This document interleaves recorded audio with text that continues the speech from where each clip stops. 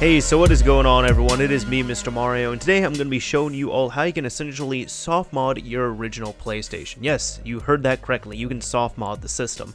Now, normally when people think of modding these systems, they think of installing a mod chip, which will require you to solder a chip internally, or using a swap method with either a boot disk or an original disk, and tricking the system into thinking that the drive lid is closed. Well, this is actually a third method, but there are going to be a few things you need in addition to the stuff I'll show you here. So what I recommend doing is watch this tutorial one way through, make sure you have everything, and then when you follow along, watch it again.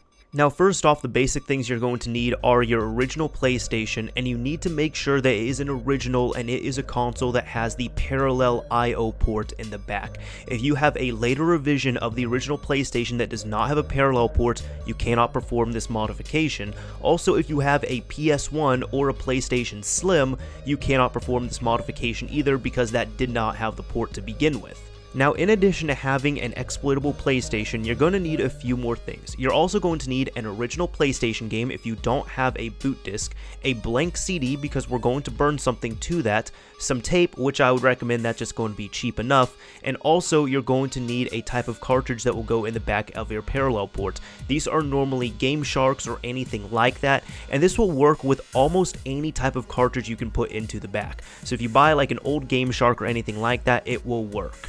Now, before we get into the actual install, I want to give two shoutouts right here. First off, this guy, Executioner. This guy has been fantastic. We've been talking back and forth. He actually introduced me to this exploit that I'm about to show you. He helped me troubleshoot it quite a bit, and now I'm able to teach you all because this guy essentially taught me. So I told him I would give him a shoutout on here as a thank you, and his information will be down below in the description. The second person I want to shout out is actually my manager, who was awesome enough to let me borrow his original PlayStation and knowing full well what I was doing to it. His PlayStation was not modified, but he was using a Goldfinger cartridge in the back of it, while as I had two PlayStations that I could have used, but they did have mod chips in them and I did not want to disable the mod chips, so this worked out pretty well. That way I could show you, assuming that you also have an unmodified PlayStation. So right here, you want to go down below to the description of this video and check out the psdev.net forum. Now, we're going to be using UniROM right here, and the latest version that is available right now is UniROM version 0.44.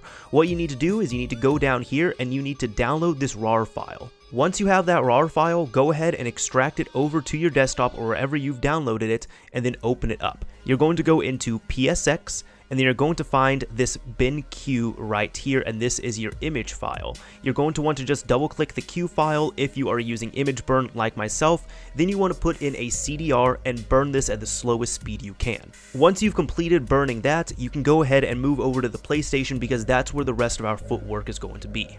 Now, first off, what you need to do is when you get over to your PlayStation, you need to go ahead and with the power off, pop it open, and then you need to take some Scotch tape, and what I do right here is go into the back right corner where there's going to be a button and just make sure you jam it down.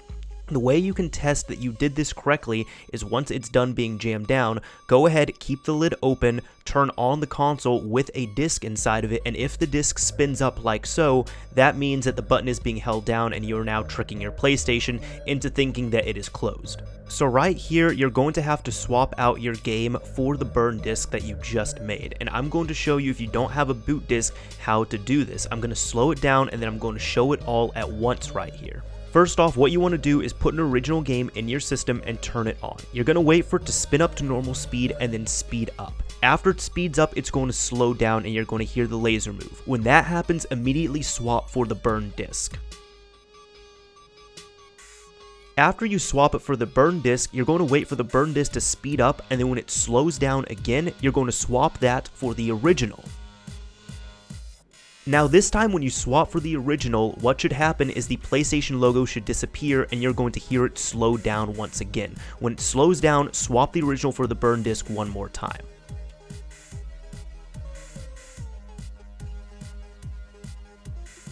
Now what I'm going to do is I'm going to play that video back in its entirety without talking so you all will see and hear what I am talking about and what to look for.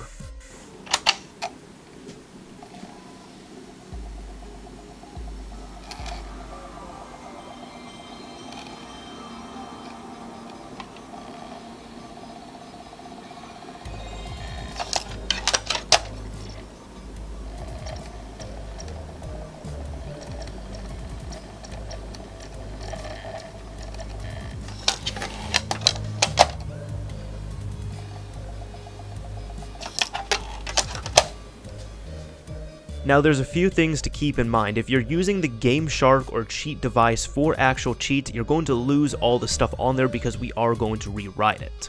Now, if you are okay with that, you can go ahead and continue with this, but I would recommend at this point, just buy a second one if you want to still keep that functionality. We're also going to flash a ROM here, which I'll show you which one I use, but since I have a 128 kilobyte EEPROM, I won't be able to use some of the other ROMs, so there's no way you can flash a ROM that's too big or the incorrect ROM on here. Now what you want to do at this screen, press the R2 button or plug in your cartridge and then press R2 to detect it, and once it's detected, press the start button to go to the ROM selection menu.